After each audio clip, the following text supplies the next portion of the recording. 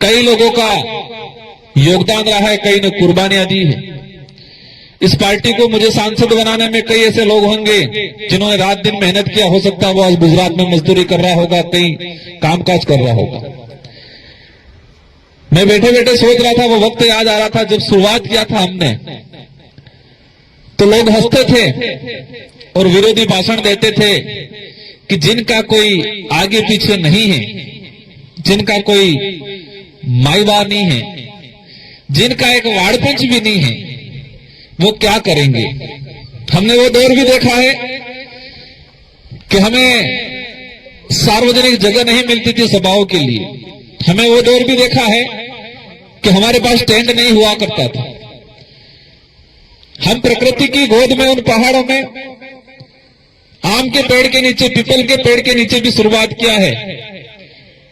और हम ये एहसास करते थे, कोई सरपंच भी अगर हमारे बीच में आ जाए तो हमें थोड़ी महसूस होता था कि यार हमारा कोई आया।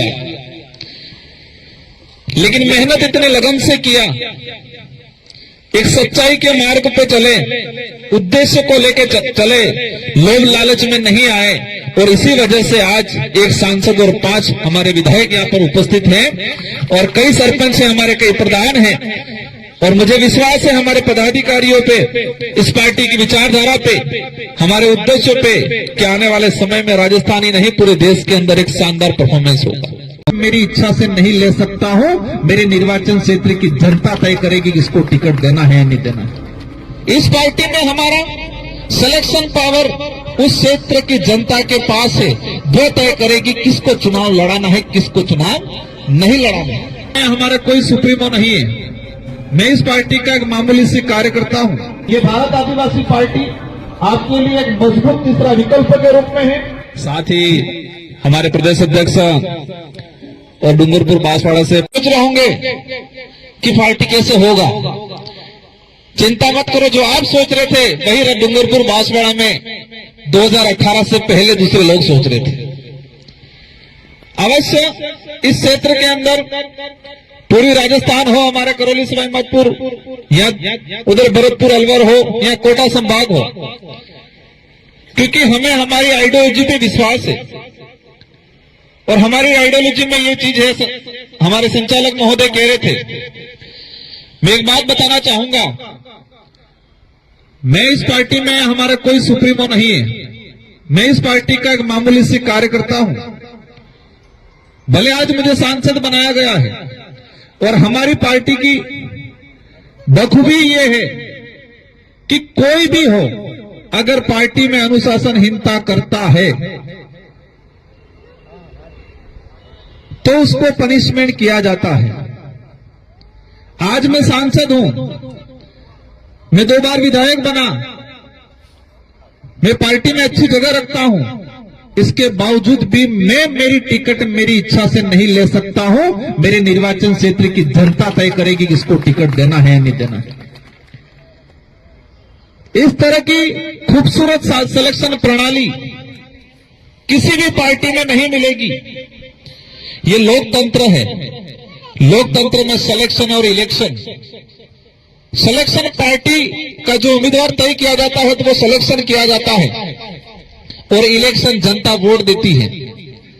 लेकिन इन राष्ट्रीय पार्टियों ने सिलेक्शन का पावर जनता से छीन के हाईकमान के रूप में ले लिया और इसी वजह से अच्छा जनप्रतिनिधि नहीं चुन पाता।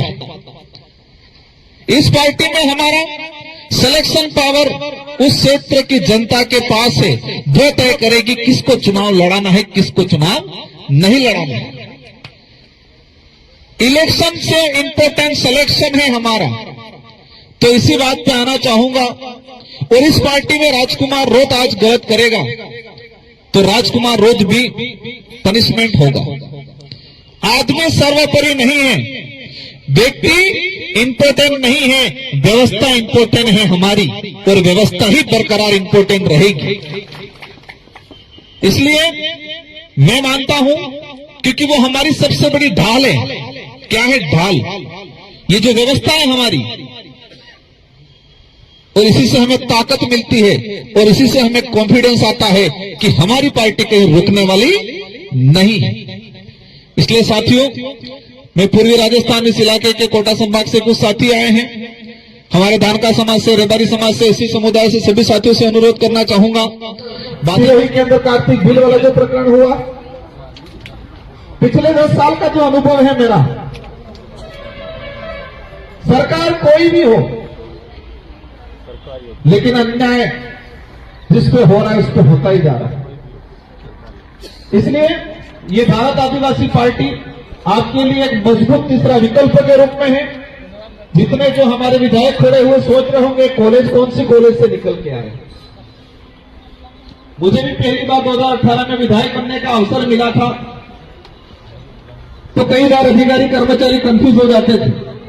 आपने देखे होंगे सारे युवा हैं, सारे लीडर हैं, तेज तर्राट है। हमारे 5 विधायक, एक विधायक जी की थोड़ी तबियत खराब है इसलिए वो नहीं बोल पाए,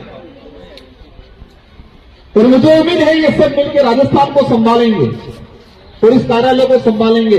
और यहां पर मैं धन्यवाद देना चाहूंगा एडवोकेट विनोदा जी मीणा, हमारी नारी शक्ति, और इस कार्यालय का कहीं न कहीं वो और हमारे वहां से 2 व्यक्ति रहेंगे, उसका संचालन करेंगे।